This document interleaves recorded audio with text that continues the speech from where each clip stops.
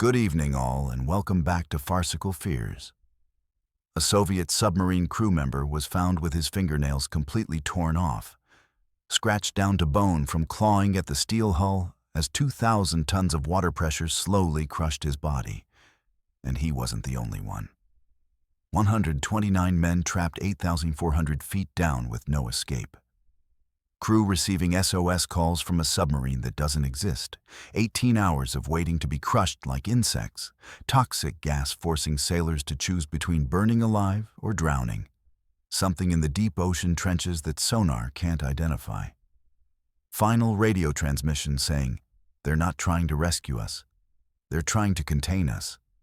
And a lone survivor with no memory of how 50 crewmates vanished. These 10 submarine crews thought they were safe in their steel coffins 1,000 feet below the surface. They were wrong. What happened to them in the crushing darkness of the deep ocean will change how you think about water forever. And some of these stories were classified for decades until now. If you are new here, make sure to subscribe to Farcical Fears for daily true horror content that will keep you up at night. And hit that notification bell so you never miss when the darkness calls. Story 1. The Kursk Countdown. Captain Lieutenant Dmitry Kolesnikov was writing his final letter to his wife when the freezing water reached his chest, his hands shaking so violently from hypothermia that the pencil kept slipping from his numb fingers. And what he managed to scrawl in those last desperate moments would haunt maritime investigators for decades. "It's dark here to write, but I'll try by feel. It seems like there are chances, 10 to 20%. Let's hope that someone will read this." Here's the list of personnel from the sections who are now in the 9th section and will try to get out. But what happened next changed everything. This wasn't just a man writing goodbye. This was the senior surviving officer of 23 doomed sailors, trying to maintain military protocol while drowning in a steel tomb, 354 feet below the Arctic waters of the Barents Sea. However, to understand how these brave men ended up trapped in this underwater coffin, we need to go back to August 12, 2000, when the Russian nuclear submarine Kursk was conducting what should have been routine torpedo exercises with the Northern Fleet. The pride of Russian naval engineering, about to become the site of one of the most horrific submarine disasters in maritime history. The morning started like any other training exercise, with 118 experienced submariners aboard the massive Oscar II-class nuclear submarine, confident in their vessel's reputation as virtually unsinkable. But what they didn't know was that a single faulty torpedo in the forward compartment was about to turn their underwater fortress into a death trap. But the worst part was still coming. At 11:28 a.m., the hydrogen peroxide fuel in a practice torpedo began decomposing rapidly, creating a catastrophic explosion that ripped through the forward compartments like a nuclear bomb, instantly vaporizing everything within a 40-foot radius and sending a shockwave through the entire 500-foot submarine that registered on seismic equipment across multiple countries. What came next was so devastating, it defied all submarine safety protocols. The initial blast was followed by a secondary explosion just over 2 minutes later, when the torpedo warheads in the forward compartment detonated simultaneously, creating a fireball so intense it melted steel bulkheads and sent the massive submarine plummeting toward the ocean floor like a 14,000-ton missile. However, the real horror was just beginning for the 23 men who somehow survived in the aft compartments, suddenly finding themselves in complete darkness as the emergency lighting flickered and died. The familiar hum of the submarine systems replaced by the terrifying sound of water rushing through twisted metal and the groaning of the hull under impossible pressure.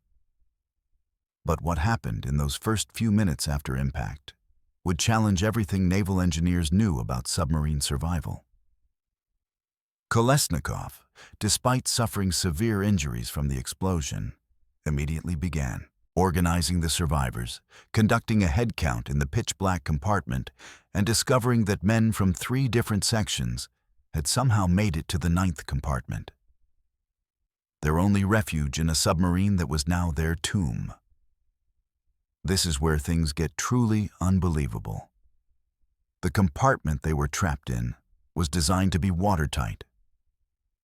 But the massive explosions had damaged seals and hatches throughout the submarine, meaning that seawater was slowly but steadily flooding their sanctuary, rising inch by terrifying inch as the men watched helplessly. What they discovered next defied all logic. The emergency oxygen supply systems had been damaged in the explosion, leaving them with only the air trapped in their compartment and a few portable oxygen canisters, which meant they were facing a horrific choice between drowning as the water rose or suffocating as their oxygen ran out. However, that was just the beginning of their nightmare. Because the temperature in the compartment was dropping rapidly as the freezing Arctic seawater flooded in, turning their refuge into a refrigerator where hypothermia would kill them even if they managed to avoid drowning or suffocation. But the most disturbing part was what they could hear through the damaged hull. The constant groaning and cracking of metal under 11 atmospheres of pressure, punctuated by the sounds of debris falling through the water column above them. And occasionally, the distant rumble of surface ships that they knew were searching for them but couldn't possibly reach them in time. Kolesnikov, trained in submarine emergency procedures, knew their situation was hopeless, but he continued to maintain discipline among the survivors, organizing them to conserve oxygen, ration their emergency food supplies, and take turns monitoring the rising water levels, all while writing detailed notes about their condition. For the investigators he knew would eventually find their bodies. What came next was so disturbing it was classified for years. As the hours passed and the water continued to rise, some of the younger sailors began to panic, screaming about the walls closing in and clawing at the steel bulkheads until their fingernails were torn and bleeding, while others retreated into catatonic silence, staring blankly at the rising water as if hypnotized by their approaching death.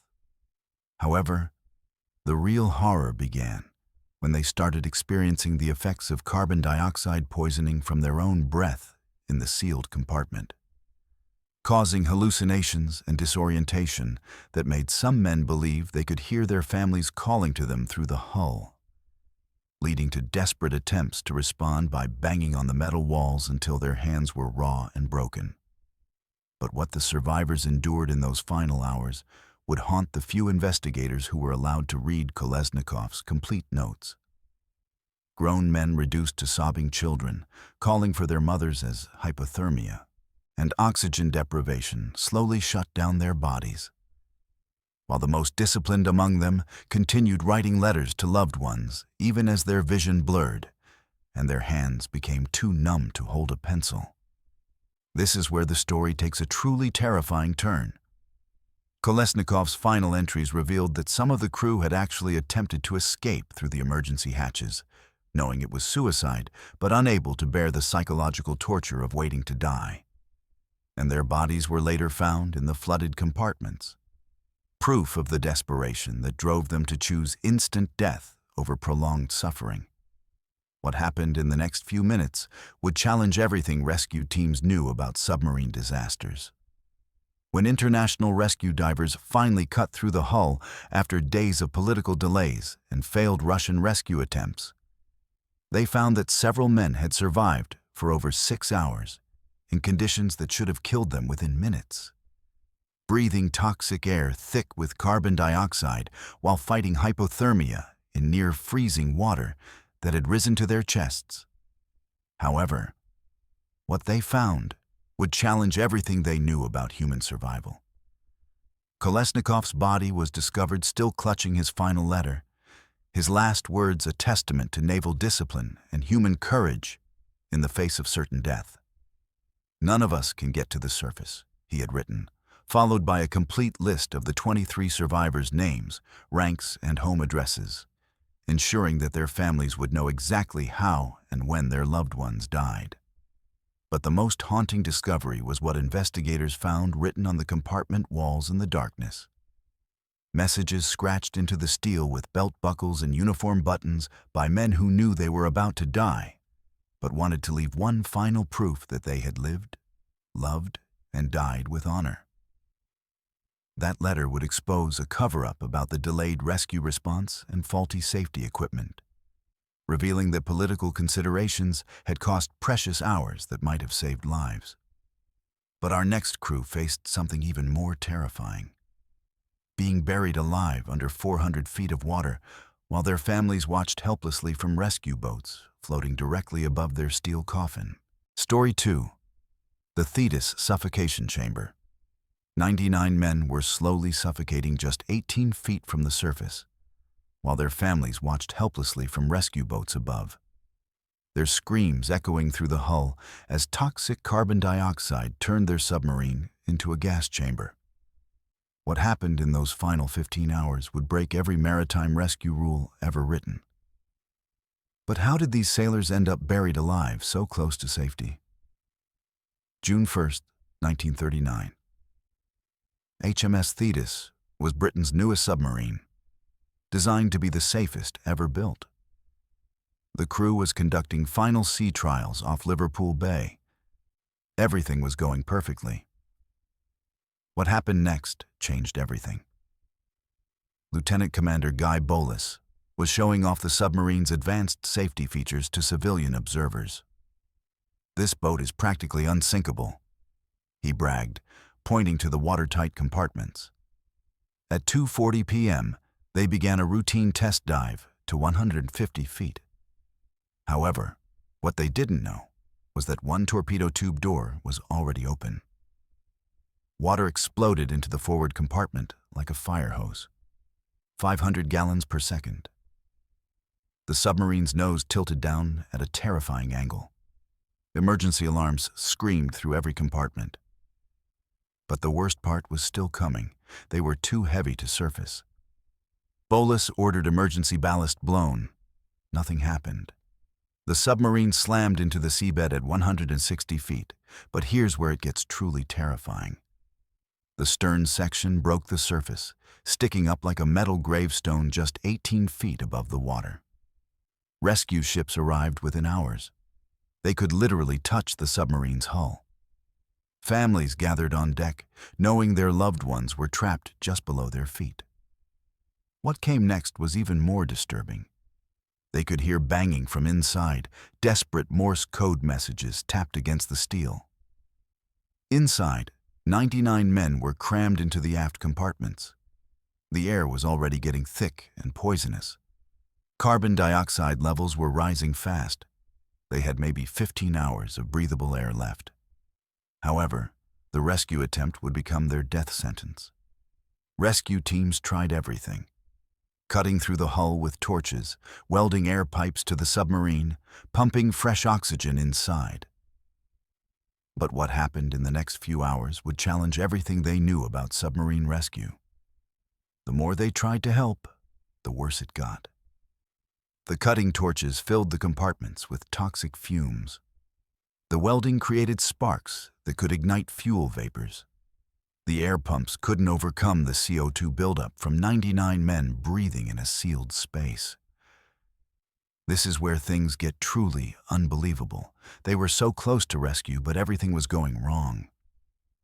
Hour by hour, the air inside got more poisonous. Men started gasping for breath. Some began hallucinating from carbon dioxide poisoning. They saw their families through the hull, heard voices calling their names. What they discovered next defied all logic. Panic was killing them faster than drowning. Sailors fought each other for position near the air vents. Some men started stripping off their clothes, desperate to cool down as their body temperature spiked from CO2 poisoning. Others went completely silent, staring at nothing as their brains slowly shut down. But the most disturbing part was what rescuers heard coming from inside the hull. The Morse code messages became more desperate. "Hurry! Dying. Can't breathe.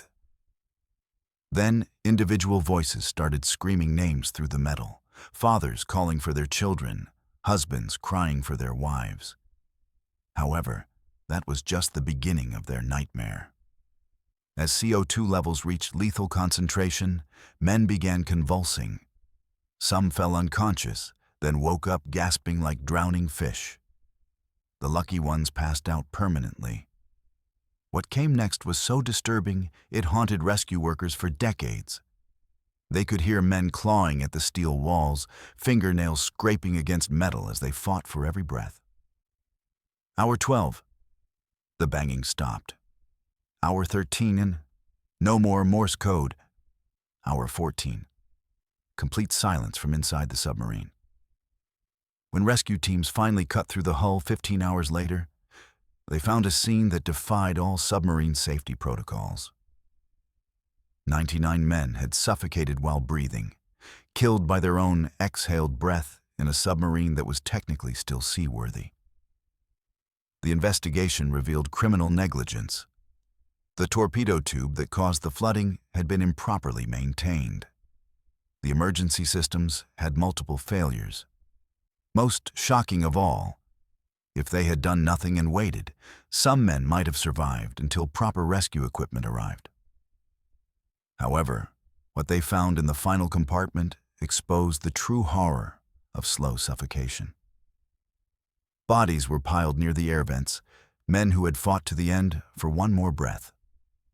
Others were found in fetal positions, hands pressed against their throats as if trying to force air into their lungs.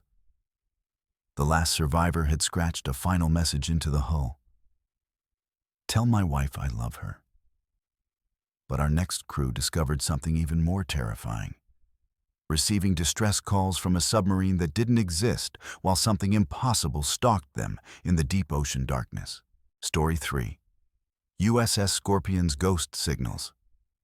Sonar operator James Peterson was receiving SOS calls from USS Scorpion 3 days after it was officially declared lost with all hands.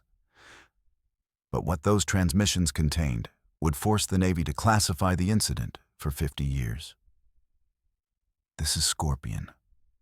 We're trapped at impossible depth. Something is down here with us. The transmission cut to static, but Peterson's blood ran cold when he realized the signal was coming from 12,000 feet underwater. But how did Peterson end up monitoring ghost signals from a submarine that was supposed to be destroyed?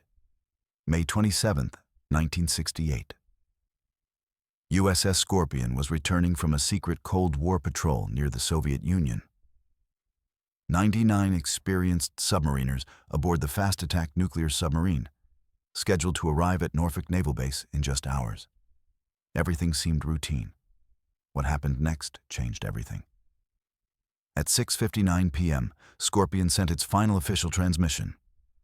Position 35 degrees, 40 degrees W. All systems normal. Returning to base. Radio operator Frank Patton logged the message and expected to hear from them again in 6 hours for the next scheduled check-in. However, that transmission would never come, and what the Navy discovered during the search would challenge everything they knew about submarine warfare. When Scorpion failed to arrive at Norfolk, emergency search protocols activated immediately. Ships and aircraft scoured thousands of square miles of Atlantic Ocean. But here's where it gets truly terrifying. 3 different listening posts reported hearing anomalous acoustic signatures from Scorpion's last known position, sounds that matched no known submarine disaster pattern in naval databases. Peterson was manning the sonar station at Naval Facility Argus when the first impossible transmission came through. "Mayday, Mayday, this is USS Scorpion, hull number 589. We are experiencing catastrophic systems failure at depth exceeding safe parameters." But what happened in the next 30 seconds would haunt Peterson for the rest of his life. Background noise suggested the submarine was somehow operating at crushed depth, far beyond what any vessel could survive. The Navy immediately classified Peterson's report, but the ghost signals kept coming. Day 2. Emergency ascent impossible. Pressure hull compromised. We can see lights moving outside the boat. Day 3. Something is tracking us. Sonar contact bearing 270. Contact does not match any known vessel signature. This is where things get truly unbelievable. The signals were being transmitted from coordinates that showed water depth of over 11,000 feet. Peterson's commanding officer, Captain Richard Hayes, initially dismissed the reports as atmospheric interference or enemy deception. But what they discovered next defied all logic. Acoustic analysis confirmed the transmissions were authentic Scorpion emergency frequencies, and voice pattern recognition matched crew members who were officially listed as missing and presumed dead. The most disturbing transmission came on day 4. Hull integrity at 15%. We're descending past 3,000 feet. Emergency systems failing. But that's impossible because we should have been crushed hours ago. The voice was clearly terrified, breathing heavily, speaking in short bursts as if conserving oxygen. However, what came next challenged everything Peterson knew about physics and submarine operations. Background analysis of the transmissions revealed something that shouldn't exist. The sound of active sonar pinging, but not from Scorpion. Something else was down there, actively scanning the submarine. Contact is maintaining position 500 yards off our starboard beam. It's not showing up on visual. Repeat, no visual contact despite active sonar return. What they heard in the next transmission was even more terrifying. Emergency surface blow initiated. Negative response. We're still descending. Something is preventing ascent. Contact is now directly below us. Jesus Christ, what is that thing?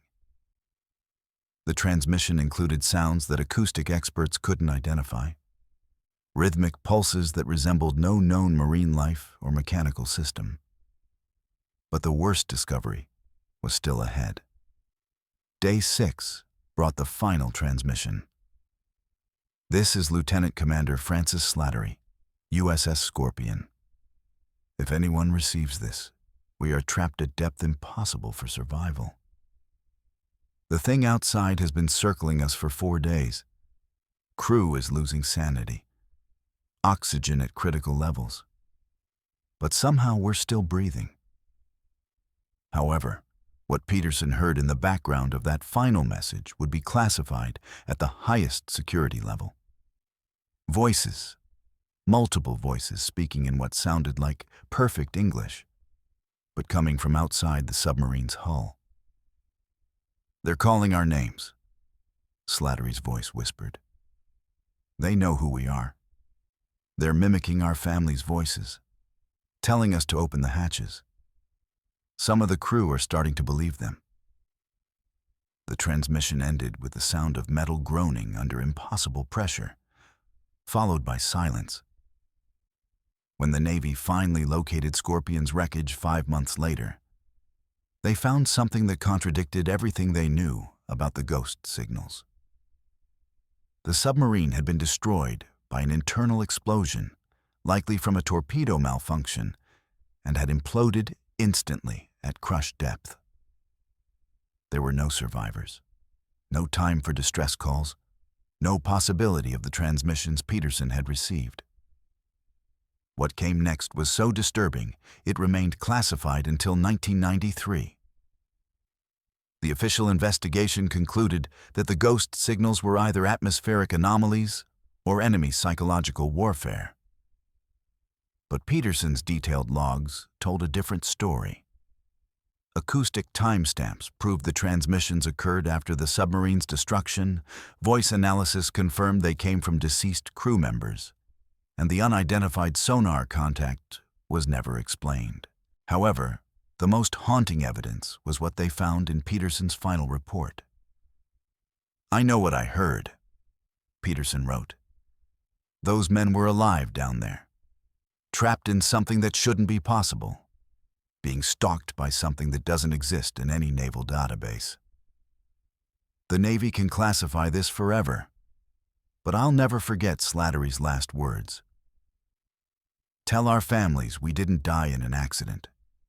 We were taken." But our next crew discovered that some submarine nightmares don't end with death. They discovered that being hunted by depth charges for 18 hours can drive men to do unspeakable things to survive. Story 4. The 18-hour Death Watch.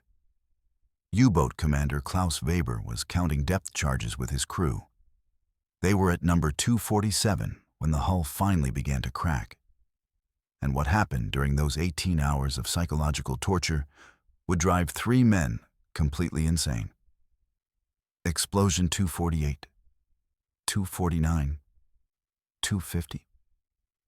Weber whispered, watching his men's sanity shatter with each underwater bomb that brought them closer to being crushed like insects in a tin can.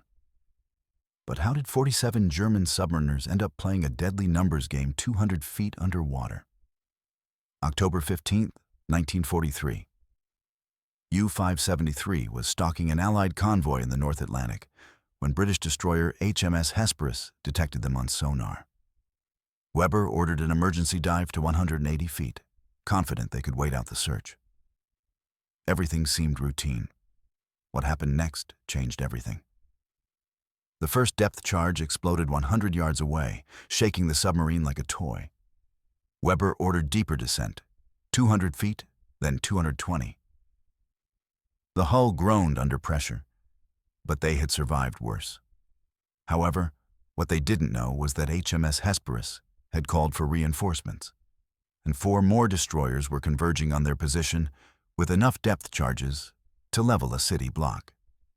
At 2:47 p.m., the systematic bombardment began. Not random dropping, precise, calculated attacks designed to drive the submarine to the surface through psychological warfare. "They're trying to crack us mentally before they crack us physically," Weber told his crew. But what happened in the next hour would test that theory beyond human endurance. Depth charge patterns came every 3 minutes. Boom. 3 minutes of terrifying silence. Boom. Weber realized the British were intentionally spacing the attacks to maximize psychological impact. Just enough time for the crew to think they were safe before the next explosion sent them into panic. Here's where it gets truly terrifying. Some men started counting along, anticipating each blast like a death sentence countdown. Hour 3. The lights went out. Emergency power kicked in, bathing everything in hellish red light that made the submarine look like a tomb. Water began seeping through damaged seals, forming puddles that grew larger with each explosion. What came next was even more disturbing. Seaman Hans Müller started laughing hysterically after explosion 67, claiming he could hear his dead brother calling from outside the hull. Weber ordered the crew to remain silent, but psychological pressure was building faster than water pressure. Men whispered prayers between explosions. Others wrote letters to families they knew would never receive them. But the worst part was still coming. The British had figured out their maximum dive depth and were adjusting their charges accordingly. Hour 6. Explosion 142. A massive blast directly overhead cracked the periscope housing and sent torrents of freezing seawater into the control room. Chief Engineer Otto Brenner reported multiple hull fractures, but Weber knew surfacing meant instant death from destroyer gunfire. However, what they discovered next defied all submarine survival protocols. The crew was developing what psychiatrists would later call explosion psychosis. Anticipating each blast created more terror than the actual explosions. Radio man Fritz Hoffmann started screaming about ghost voices in his headphones, claiming to hear drowning sailors begging for help. This is where things get truly unbelievable. Some men began believing the depth charges were actually rescue attempts. Hour 9. Explosion 201. The hull buckled near the torpedo room, creating a bulge that would eventually rupture completely. Weber calculated they had maybe 6 more hours before catastrophic failure. But what he didn't anticipate was how prolonged terror would affect his crew's decision-making abilities. 3 sailors attempted to open the torpedo tubes, planning to swim to the surface rather than wait for slow death. Weber stopped them at gunpoint, but the psychological damage was spreading like poison through the crew. Men started seeing things that weren't there. Rescue ships through the periscope, sunlight through cracks in the hull, family members standing in empty compartments. What they heard between explosions was even more terrifying. Complete silence that felt more ominous than the loudest blast. Hour 12. Explosion 247. This one was different, closer, more powerful, with a distinct metallic ringing that suggested the British had switched to heavier ordnance. Weber's calculations showed they were now taking structural damage that made surfacing impossible even if they wanted to surrender.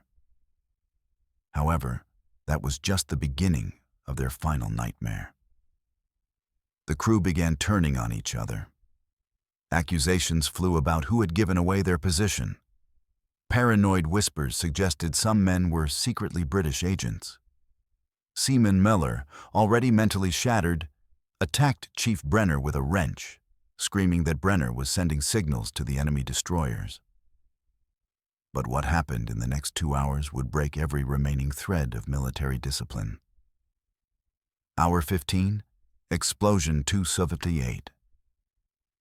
The main ballast tank ruptured, making controlled ascent impossible.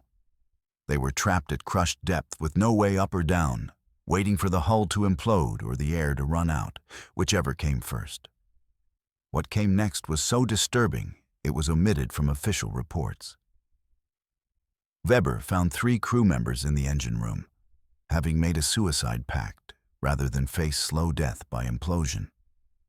The final 3 hours brought psychological horror beyond human endurance. Men hallucinated conversations with deceased family members. Others catatonic, staring at bulkheads as if hypnotized by approaching death. Radioman Hoffman claimed he was receiving surrender instructions from German High Command, but his radio had been destroyed hours earlier. But the most haunting discovery came at hour 18. Weber realized the explosions had stopped. Complete silence for over an hour. Either the British had given up, or they were waiting for the submarine to surface. But what they found when they attempted emergency ascent was even more terrifying. The submarine was too damaged to rise. Trapped forever at the bottom of the North Atlantic with 47 men slowly running out of air. The hull finally imploded at hour 18 minutes and 34 seconds, killing everyone instantly. When the wreck was discovered decades later, investigators found Weber's logbook with 247 explosion marks tallied on the final page, followed by a single word: enough. But our next crew discovered that sometimes the most terrifying enemy isn't depth charges or drowning. It's something in the deep ocean that sonar can't identify, something that follows submarines and mimics human voices to lure crews into opening their hatches. Story 5. The Thing That Followed. Soviet submarine captain Alexei Volkov was staring at his sonar screen in absolute terror as an unidentified contact matched their every move for the 3rd straight day. But what made his blood freeze wasn't the stalking. It was that when they stopped, the thing kept getting closer. Contact bearing 270 degrees, range 500 meters and closing. Sonar operator Yuri Petrov whispered, his voice cracking with fear.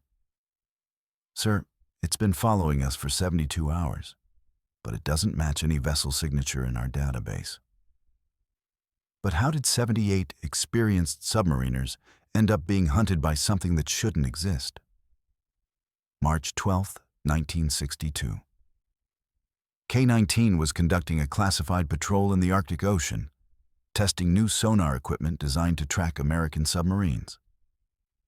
The mission was routine surveillance, mapping underwater terrain near the North Pole. Everything was going perfectly. What happened next changed everything. At 3:47 hours, senior sonar operator Petrov detected an anomalous contact on the new experimental sonar array. "Captain, I'm reading a large metallic signature, bearing 45 degrees, range approximately 2,000 meters. Volkov assumed it was an American submarine and ordered silent running to avoid detection. However, what they discovered about this contact would challenge everything they knew about underwater warfare. The contact moved unlike any submarine in existence. No ballast blow sounds, no propeller noise, no reactor signatures that should accompany nuclear vessels.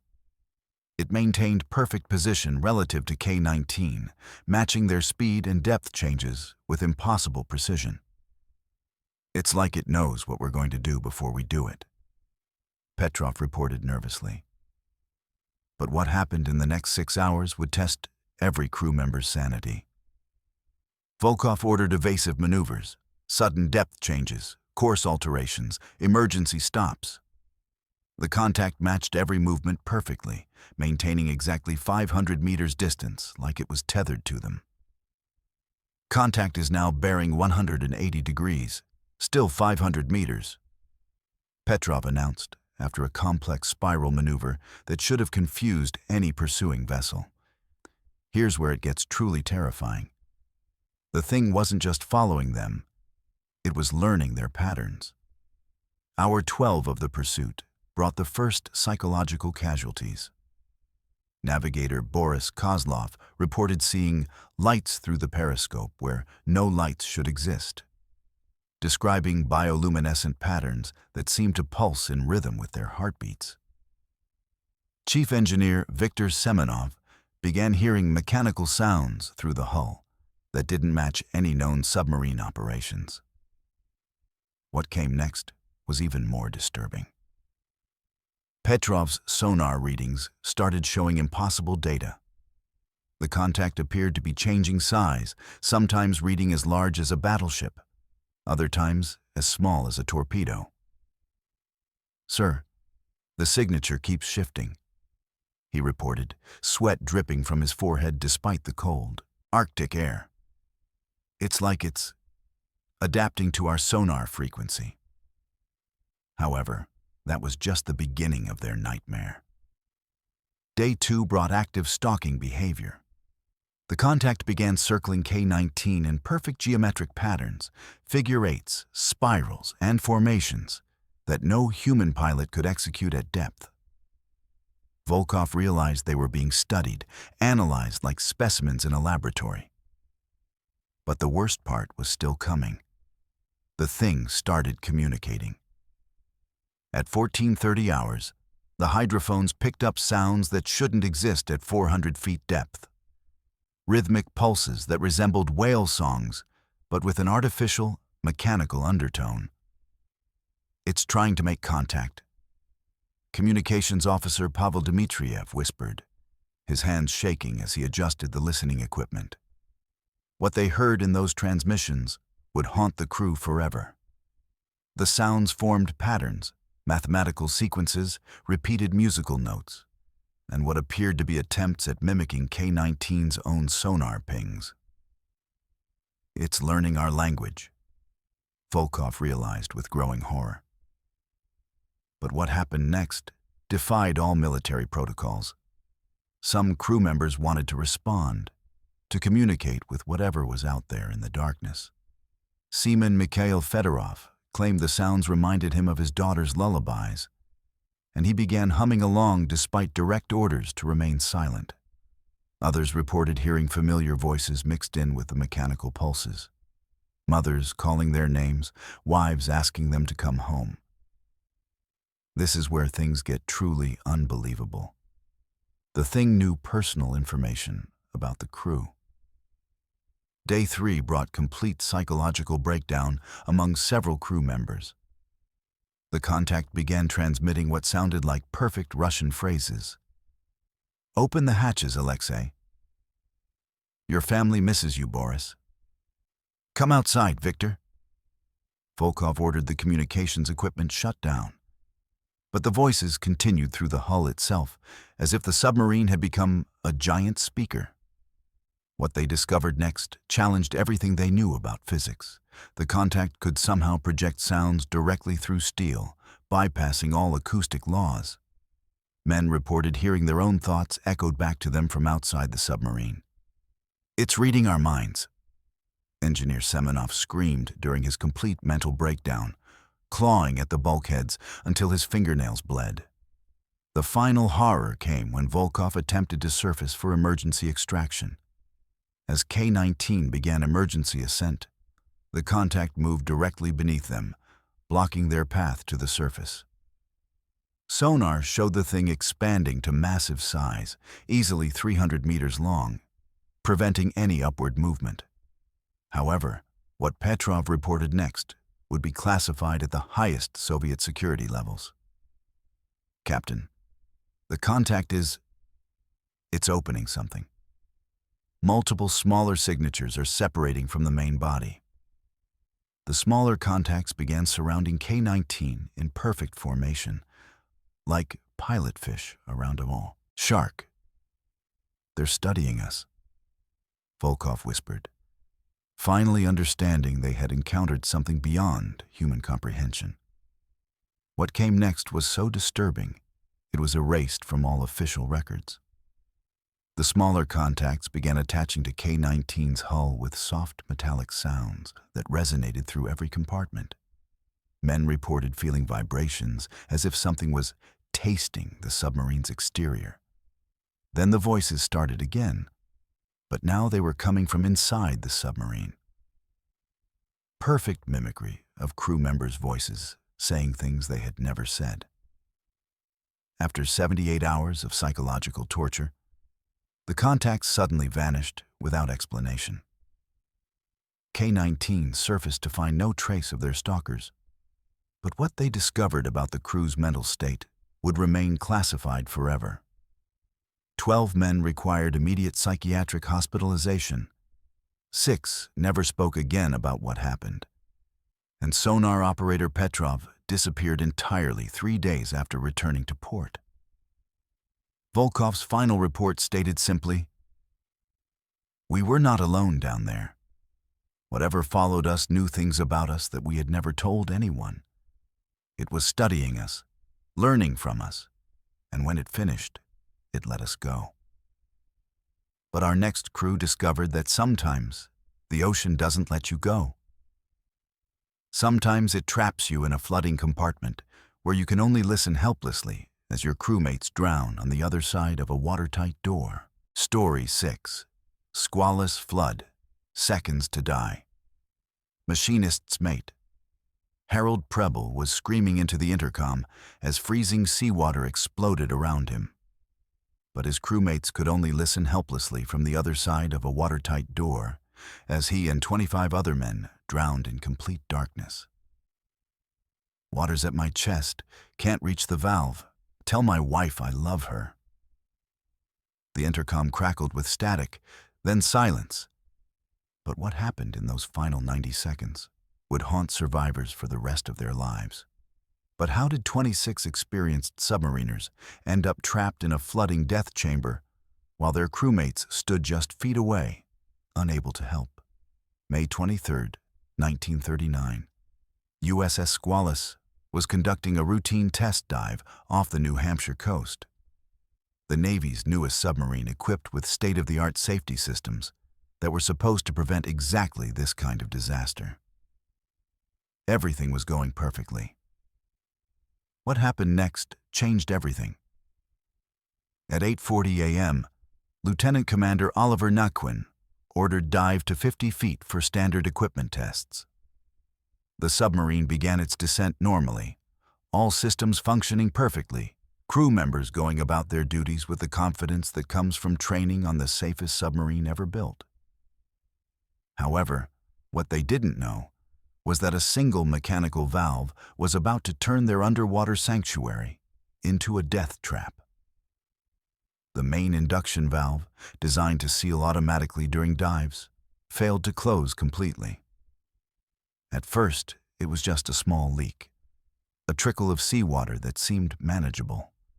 But as Squalus descended deeper, water pressure increased exponentially, turning that trickle into a torrent that could fill entire compartments in minutes. Here's where it gets truly terrifying.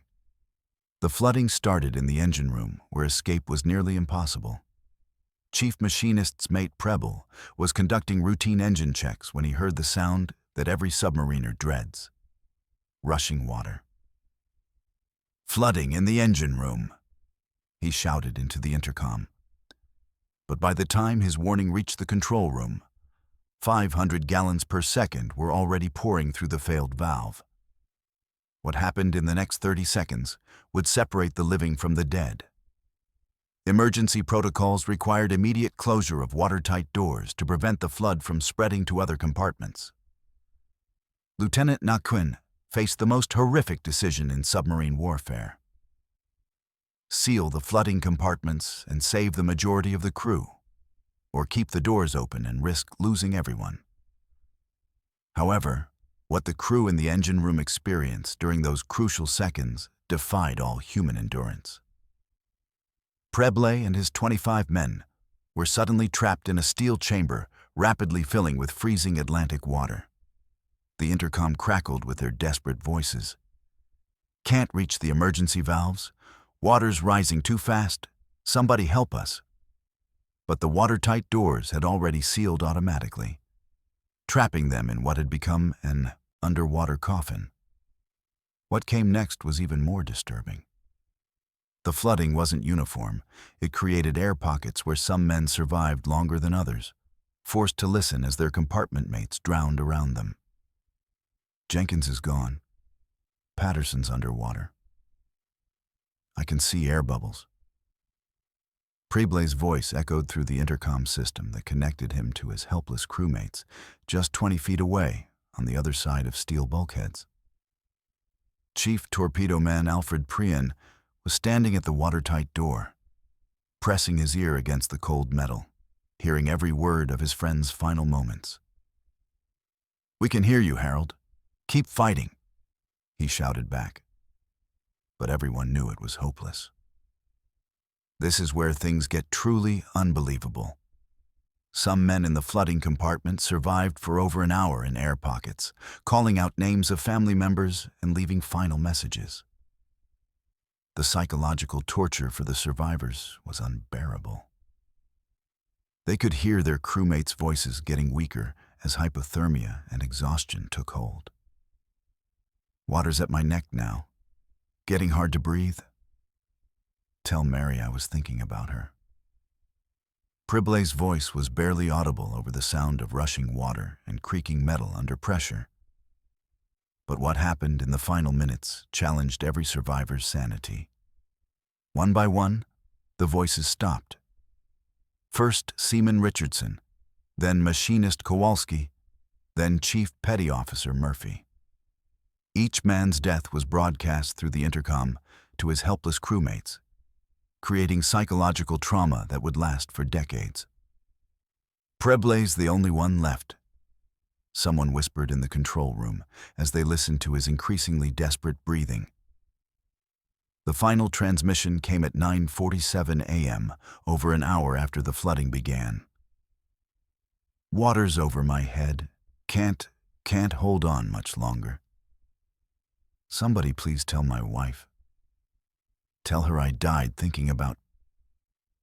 The intercom went silent, filled only with the sound of air bubbles rising through water and the gentle lapping of waves against the submerged compartment. But what the survivors experienced next would haunt them forever. Complete silence from the engine room, knowing that 26 good men had drowned just feet away while they stood helpless, unable to save them despite being close enough to touch the steel that separated life from death. However, the psychological horror was just beginning for the 33 survivors. Trapped on the ocean floor with limited air and no way to surface, the survivors had to continue living in a submarine that had become a tomb for their friends. Every sound from the flooded compartments, settling debris, shifting equipment, the occasional air bubble reminded them of the men who had died while they listened. What came next tested their will to survive. Rescue operations took 13 hours, during which the survivors had to endure not just the fear of their own death, but the constant awareness that their crewmates' bodies were floating in the next compartment. When rescue divers finally reached them, they found men who had aged years in a single day, traumatized not just by their near-death experience, but by being forced to witness their friends' final moments. The investigation revealed that a single rubber gasket, worth less than $1, had failed and caused the deadliest submarine accident in U.S. Navy history at that time. But what haunted the survivors most wasn't the mechanical failure. It was Preblah's final words, cut short by death, leaving his message to his wife forever incomplete. Our next crew would discover that sometimes death by drowning is merciful compared to death by fire. They would face a choice between burning alive from toxic gas or freezing to death in Arctic waters. Story 7. Cochino's Toxic Hell. Chief Electrician Thomas Burke was watching his skin blister and peel from toxic chlorine gas while flames erupted around him. But the most terrifying choice was still ahead. Burn alive in a chemical hell or jump into Arctic waters that would freeze his blood in under 3 minutes. Battery compartment is filling with poison gas. Crew is choking to death. We have maybe 2 minutes before everyone dies. Burke gasped into his radio, his voice already hoarse from inhaling chemicals that were dissolving his throat from the inside. But how did 77 submariners end up choosing between 2 different kinds of death in the freezing waters off Norway? August 25, 1949. USS Cochino was conducting a top-secret intelligence mission near the Soviet Union, equipped with experimental batteries that were supposed to give them longer underwater endurance than any submarine in history. The crew was proud of their cutting-edge technology. What happened next changed everything. At 0055 hours, Seaman Robert Philo was conducting routine battery maintenance when he noticed something that made his blood freeze.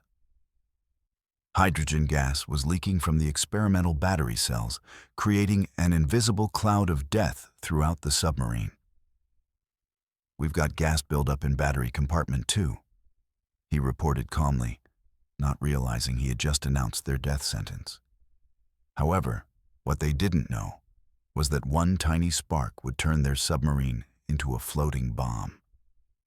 The explosion came without warning, a brilliant flash that turned the battery compartment into an inferno. But that wasn't the deadly part.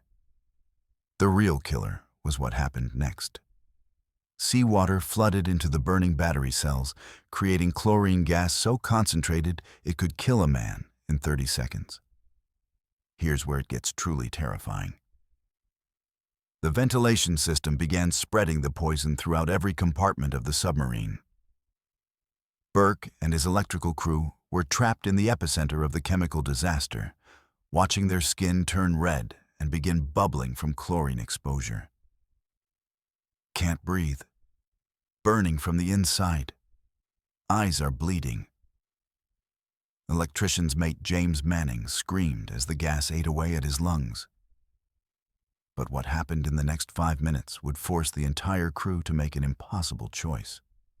Captain Rafael Benitez faced the most horrific decision in naval history: surface the submarine and risk Soviet capture, or stay submerged and watch his entire crew die from chemical poisoning. The chlorine concentration was rising fast, already at levels that would cause permanent lung damage within minutes. What came next was even more disturbing. Men started throwing themselves into the freezing ocean rather than face slow death by chemical burns. The first to go was Seaman First Class Robert Levesque, who couldn't take the burning sensation in his throat any longer. "I'd rather freeze than burn," he gasped, then opened an emergency hatch and jumped into 28-degree Arctic water. His body went into immediate shock, but at least the pain stopped. However, that was just the beginning of their nightmare. The submarine's emergency surface protocols activated automatically, bringing Cochino to the surface where crew members faced an even more terrifying choice. Stay inside deck and die from chlorine poisoning, or abandon ship into Arctic waters that would kill them in minutes. This is where things get truly unbelievable. Some men chose to burn rather than freeze. Chief Petty Officer William Gibbs was found in the battery compartment, his body curled around the emergency radio, still trying to send distress signals even as the chlorine gas blistered his skin and filled his lungs with chemical fire. Mayday. USS Cochino. Crew abandoning ship. Chemical fire out of control. His voice got weaker with each transmission as the poison did its work. But what the crew discovered about Arctic water survival was even more terrifying than the chemical fire. Hypothermia doesn't kill you quickly. It kills you slowly while you remain conscious. Men who jumped overboard reported feeling their fingers and toes go numb first, then the cold creeping up their arms and legs like liquid death. What happened in those freezing waters challenged human endurance beyond all limits. Seaman Donald Harris lasted 7 minutes in the water before his heart stopped from thermal shock. But those 7 minutes felt like hours as he watched his skin turn blue and his muscles stop responding to his desperate attempts to swim. The cold hurts worse than the gas. He radioed to the rescue ship before his voice failed completely. However, the most disturbing accounts came from the men who survived both the fire and the water. Electrician's mate first class, Paul Welk, spent 3 hours floating in life rafts, watching his crewmates die from either chemical burns or hypothermia, unable to help because touching their damaged skin caused excruciating pain. Burke's lungs are filling with fluid from the chlorine. Thompson's heart stopped from the cold. "We're losing everyone," he reported to the rescue vessels that were racing toward them through Arctic storms. The rescue operation became a race against time and elements. Soviet ships were also responding to the distress calls, creating the possibility that survivors would be captured and tortured for classified information. But what happened during the rescue attempts was even more horrifying than the original disaster. Some men died just feet from safety. Chief Burke, whose electrical expertise had kept the submarine running for hours after the explosion, finally succumbed to chlorine poisoning just as rescue swimmers reached him. "Tell my wife. The batteries. They were supposed to be safe," he gasped, then convulsed as the chemical burns reached his heart, killing him within sight of the rescue ship. When the final casualty count was completed, 7 men had died. Some from chemical burns that ate through their lungs, others from hypothermia that froze their blood, and one from the impossible stress of choosing between fire and ice. However, what the investigation revealed about the experimental batteries would remain classified for decades. The revolutionary power cells had a fatal design flaw that the Navy knew about, but had ignored in their rush to gain technological advantage over the Soviet Union. Men died because bureaucrats prioritized military superiority over sailor safety, turning USS Cochino into a floating laboratory where human lives were acceptable casualties. But our next crew would discover something even more terrifying than choosing between fire and ice. They would receive distress calls from coordinates that led to empty ocean, from a submarine that had never officially existed. Story 8. The Phantom Submarine. Radio operator Marcus Thompson was receiving desperate SOS calls from USS Leviathan for 3 straight days. But what made his hands shake with terror wasn't the distress signals. It was that according to every official Navy record, USS Leviathan had never been built. Mayday, Mayday, this is USS Leviathan, hull number 597.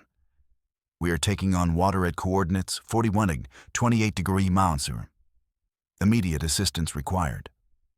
The voice crackled through Thompson's headphones. But when he checked those coordinates, they led to empty ocean over 15,000 feet deep. But how did Thompson end up monitoring ghost transmissions from a submarine that didn't exist in any naval database? September 3, 1971. Thompson was stationed at Naval Communications Station Norfolk, responsible for monitoring emergency frequencies across the North Atlantic. His job was routine. Log distress calls, coordinate rescue operations, maintain radio silence protocols during classified operations. Everything was perfectly normal. What happened next changed everything. At 0347 hours, Thompson's equipment picked up a faint transmission on emergency frequency 2182 kHz. This is USS Leviathan requesting immediate assistance, hull breach in forward torpedo room. Water rising fast. The voice was clear, professional, following proper Navy distress protocols. Thompson immediately began standard rescue coordination procedures, but what he discovered in the Naval Registry would chill him to the bone. There was no USS Leviathan in active service. No hull number 597 had ever been assigned. No submarine by that designation existed in any classified or unclassified Navy database. Thompson assumed it was a training exercise or misidentified vessel, but what happened in the next 6 hours would challenge everything he knew about naval communications. The distress calls continued every 20 minutes with increasing desperation. This is Leviathan. Flooding is accelerating. We have 17 men trapped in forward compartments. Emergency surface blow has failed. Each transmission provided detailed technical information that only experienced submariners would know. Specific compartment numbers, accurate damage control procedures, proper emergency terminology. Here's where it gets truly terrifying. The voice knew Navy protocols that were classified at the highest security levels. Thompson's commanding officer, Captain Richard Hayes, initially dismissed the reports as enemy deception or equipment malfunction. But what they discovered when they attempted to triangulate the signal source defied all radio physics. The transmissions were coming from coordinates that showed ocean depth exceeding any submarine's operational limits, transmitted with power levels that would require a nuclear reactor. Day 2 brought even more disturbing details. Leviathan to any station. We have attempted emergency ascent 3 times. Something is preventing us from reaching. Surface. Repeat. Something is actively forcing us down. The voice was starting to show strain. Breathing became labored. Background noise suggested flooding compartments and failing life support systems. What came next was even more terrifying. Thompson began recognizing the voice. It belonged to Commander James Mitchell, a submariner who had died in 1943 when his submarine was lost with all hands during World War II. Voice pattern analysis confirmed the match with 97% accuracy. But that was impossible because Mitchell had been dead for nearly 30 years. However, the most disturbing revelation was still ahead. The Phantom submarine began transmitting personal information about active-duty Navy personnel that only they would know. Tell Thompson's wife that her husband is monitoring frequencies he shouldn't. Warn Captain Hayes that his security clearance is being reviewed. These weren't lucky guesses. They were specific details about classified operations and personal lives that no enemy could possibly access. Day 3 brought complete breakdown of military communications protocols. USS Leviathan was now transmitting on multiple frequencies simultaneously, describing rescue attempts by surface vessels that didn't exist at the reported coordinates. We can see your searchlights. Rescue swimmers are in the water. prepare emergency medical assistance for 17 injured crew members. But what Thompson saw on his tracking screens showed nothing but empty ocean. The psychological impact on Thompson was severe. He began questioning his own sanity, wondering if the stress of monitoring distress frequencies for years had finally broken his mind. But what happened when other radio operators confirmed receiving identical transmissions proved this wasn't hallucination. It was something far more terrifying. Communication stations across 3 countries reported receiving SOS calls from USS Leviathan, all with identical voice patterns and transmission characteristics. British Royal Navy confirmed the signals.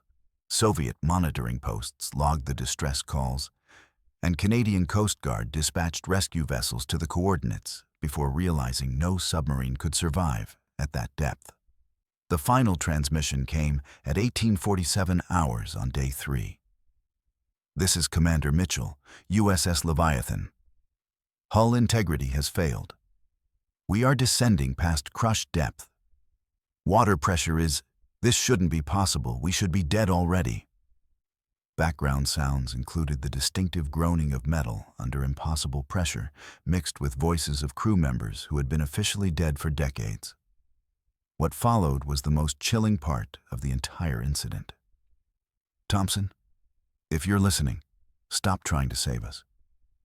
We've been down here since 1943. The ocean doesn't let submarines go once it takes them. Warn other crews. Tell them the deep water remembers everyone who dies in it." The transmission ended with sounds that acoustic experts couldn't identify. Something like singing, but coming from outside the submarine's hull. Investigation teams dispatched to the coordinates found nothing. No wreckage, no debris, no evidence that any submarine had ever operated in that area. Deep-sea sonar showed only empty ocean floor at depths that would crush any man-made vessel instantly. However, what they discovered in Thompson's detailed logs would be classified at the highest security level. The transmissions had been recorded on multiple frequencies simultaneously, something that required technological capabilities beyond any known radio equipment. Voice analysis confirmed the speaker was definitely Commander Mitchell, but acoustic properties suggested the transmission originated from underwater depths that would make voice communication physically impossible. Thompson's final report included details that naval intelligence deemed too disturbing for official records. The voice knew things about crew members' families that weren't in any personnel files. It described submarine compartments with technical accuracy that matched classified blueprints. Most terrifying of all, it seemed to know that we were listening. And it wanted us to know that death underwater isn't the end. It's just the beginning of a different kind of service. The Phantom submarine transmissions stopped as suddenly as they had begun, but Thompson never recovered from the psychological trauma of 3 days spent trying to rescue men who had been dead for decades. He was quietly transferred to shore duty, and the USS Leviathan incident was buried in files so classified that most admirals never knew it existed. But our next crew would discover that some submarine disasters aren't caused by mechanical failure or human error. They're caused by the crushing psychological pressure of knowing you're going to die slowly while the ocean squeezes your steel coffin like a tin can. Story 9. Pressure Hull Nightmare. Captain Michael Rodriguez was watching his submarine's depth gauge past 2,400 feet when he heard the first rivet pop. A sound like a gunshot that meant they had exactly 4 minutes before the hull imploded and crushed all 89 crew members into paste. "Emergency blow all ballast tanks," he screamed. But the damage controls didn't respond.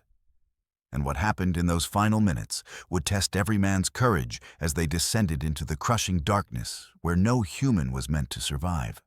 But how did an experienced crew end up riding their submarine to certain death in the deepest part of the Atlantic Ocean? November 8, 1968. USS Scorpius was conducting deep water trials off the Azores. testing new pressure hull modifications designed to allow deeper operational depths than any previous submarine. The crew was confident in their vessel's engineering. Everything was going according to plan. What happened next changed everything. At 14:20 hours, Chief Engineer David Chen reported a minor hydraulic leak in the ballast control system during their descent to test depth of 1,800 feet. "Small pressure drop in the main blow system, Captain. Nothing we can't handle," Chen announced, not realizing he had just diagnosed their death sentence. However, what they didn't know was that the hydraulic fluid was the only thing standing between them and uncontrolled descent to crushed depth. The leak worsened rapidly as water pressure increased with depth. At 2,000 feet, multiple hydraulic lines burst simultaneously, flooding the ballast control room with pressurized fluid and rendering the emergency surface systems completely inoperative. Rodriguez realized with growing horror that they were now a 3,000-ton missile aimed at the ocean floor with no way to stop their descent. Here's where it gets truly terrifying. They could calculate exactly how much time they had left to live. At 2,200 feet, Damage Control Chief Petty Officer James Martinez began his countdown of death. Hull stress at 85% of maximum tolerance. We have approximately 6 minutes before structural failure. Every man aboard could hear the metal groaning under impossible pressure, a sound like the submarine itself was screaming in pain. What happened in the next 2 minutes would separate the heroes from the cowards. Rodriguez ordered all compartments sealed and crews to emergency stations, knowing it was hopeless, but maintaining military discipline, even in the face of certain death. "All hands, this is the captain. We are experiencing uncontrolled descent past safe operating depth. Prepare for hull breach." His voice remained steady, but what came next tested every man's sanity as they listened to their submarine slowly being crushed around them. 2,400 feet. The first rivet popped with a sound like thunder, followed by a thin stream of water under pressure so intense it could cut through human flesh like a laser. "Hull breach in compartment 7, Seaman Robert Kim shouted. But there was nothing anyone could do except watch as more rivets began failing in a cascade of destruction that would soon reach every part of the submarine.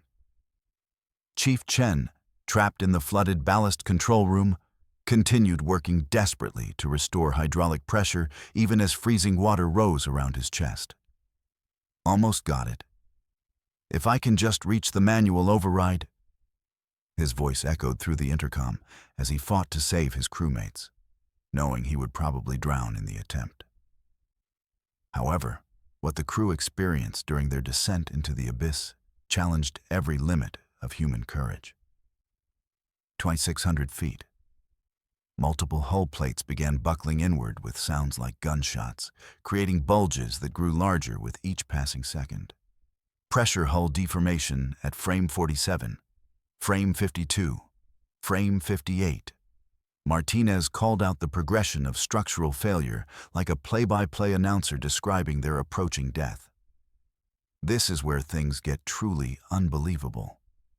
Some men broke under the psychological pressure before the physical pressure could kill them. Torpedo Man Third Class Danny Walsh began screaming about the walls closing in, clawing at his throat as if he couldn't breathe despite adequate oxygen levels. "I can feel the water. It's coming through the walls.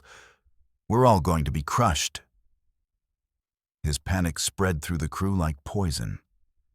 But what happened next showed the difference between leaders and followers in extreme crisis. Rodriguez moved through the submarine, personally talking to each crew member, maintaining eye contact and speaking calmly about their families, their training, their pride in serving together. "We knew the risks when we volunteered for deep water testing," he told them. "If we're going to die, we die as submariners, not as animals." But the ocean wasn't finished testing their resolve. 2,800 feet. The hull began making sounds no submarine was designed to survive, long metallic groans that seemed to come from the submarine's soul as steel compressed beyond its engineering limits. Water was now spraying from multiple breach points, filling compartments faster than pumps could remove it. What came next was the most terrifying sound any submariner could imagine. The distinctive crack of pressure hull failure. Not a sudden explosion, but a slow tearing sound as steel plates separated along welded seams. "Hull integrity failure at multiple points," Martinez announced, his voice breaking with the realization that they had reached the point of no return. However, what Chief Chen accomplished in those final seconds would become legend in submarine rescue training. Working underwater in complete darkness, Chen managed to restore partial hydraulic pressure to one ballast tank, creating just enough buoyancy to slow their descent by precious seconds. "Emergency blow successful on Tank 3. He radioed with his last breath as the compartment flooded completely, giving his life to buy his crewmates a few more moments of hope. 3,000 feet. The submarine's descent slowed but didn't stop, still falling toward the abyssal depths where water pressure would compress their bodies to the size of marbles. Rodriguez made the final command of his career. "All hands, prepare for impact. It's been an honor serving with you." What happened in those last 30 seconds tested the limits of human dignity in the face of certain death. Instead of panic, the crew began singing. The Navy hymn echoing through compartments rapidly filling with water, voices joining together in defiance of the crushing darkness that surrounded them. "Eternal Father, strong to save, whose arm hath bound the restless wave." Their voices grew stronger as death approached, proving that courage isn't the absence of fear. It's choosing honor over terror, even when hope is gone. The hull finally imploded at 3,247 feet, killing everyone instantly in a collapse so violent it registered on seismic equipment 500 miles away. When deep-sea recovery vehicles reached the wreckage months later, they found Rodriguez's final log entry. Descent uncontrolled past 3,000 feet. Hull failure imminent. Crew performed with exceptional courage. Death preferable to dishonor. But our final crew would discover that sometimes death isn't the end of a submarine service. Sometimes crews return from the deepest ocean trenches with no memory of how they escaped, and terrifying stories about what lives in the darkness where no human should survive. Story 10. The Impossible Survivor. Petty Officer Daniel Hayes was found floating in an escape pod 3 days after USS Hadal vanished with all hands. But what terrified rescue teams wasn't his survival. It was that he had no memory of the previous 72 hours and kept whispering about the voices from the deep that had called his crewmates by name. "They're still down there," Hayes mumbled through chattering teeth, his eyes wide with terror as he stared at the rescue ship's sonar screen. 53 good men, but they weren't killed by water pressure. They were taken by something that lives where the ocean has no bottom. But how did Hayes become the sole survivor of a submarine disaster that defied every law of physics and marine biology? October 31st, 1975. USS Hadal was conducting classified deep-sea reconnaissance in the Puerto Rico Trench, exploring underwater formations at depths previously thought impossible for manned vessels. The crew of 54 experienced submariners was equipped with experimental life support systems designed for extended deep water operations. Everything was proceeding flawlessly. What happened next changed everything. At 23:47 hours, USS Hadal descended past 8,000 feet into the deepest part of the Atlantic Ocean, where water pressure exceeded 240 atmospheres and crushing darkness stretched for miles in every direction. Captain Sarah Morrison reported normal operations during their descent toward a mysterious sonar contact detected at 12,000 feet depth. However, what they encountered in those abyssal depths would challenge everything humanity knew about ocean life. The sonar contact wasn't geological. It was moving, pulsing with bioluminescent patterns that created light shows visible even at crushing depth. Contact is approximately 800 meters long and appears to be alive. Sonar operator Lisa Chen reported with growing unease. It's maintaining position directly beneath us, almost like it's waiting. Here's where it gets truly terrifying. The thing began communicating through the submarine's hull using sounds that resembled human voices. At first, the crew dismissed the acoustic phenomena as pressure-induced hallucinations or equipment malfunction. But what they heard through the hydrophones was unmistakably organic. Rhythmic pulses that formed patterns, musical sequences, and what sounded like attempts at human speech. "It's trying to talk to us," communications specialist Mark Rodriguez whispered as he fine-tuned the listening equipment. What happened in the next hour would test every crew member's sanity. The thing began calling individual crew members by name, using voices that perfectly mimicked their family members. Sarah Morrison, your daughter wants you to come home."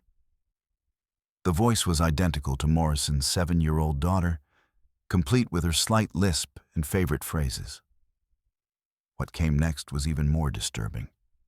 The creature somehow knew personal details that no human outside the submarine could possibly access. "Daniel Hayes, your mother is worried about you. She wants you to open the hatch and swim up to her." The voice speaking Hayes' name was his mother's exact intonation, including pet names she had used when he was a child. Similar calls echoed through every compartment, each crew member hearing their most beloved family members beckoning them to leave the safety of the submarine. However, what the crew discovered about their mysterious contact defied all marine biology. Sonar readings showed the creature was changing shape, expanding and contracting like a massive jellyfish, but with internal structures that resembled intelligence rather than simple biology. "It's not just one organism," Chen reported with growing terror. "There are multiple entities down there, working together, studying us." This is where things get truly unbelievable. The creatures began demonstrating knowledge of submarine operations. The voices started providing technical information about USS Hadal's systems, describing compartment layouts and equipment specifications that should have been classified. "Emergency ballast system is located in compartment 7. Life support controls are accessible through deck plates in compartment 3. The accuracy was perfect, as if the creatures had somehow scanned the submarine's blueprints directly from the crew's minds.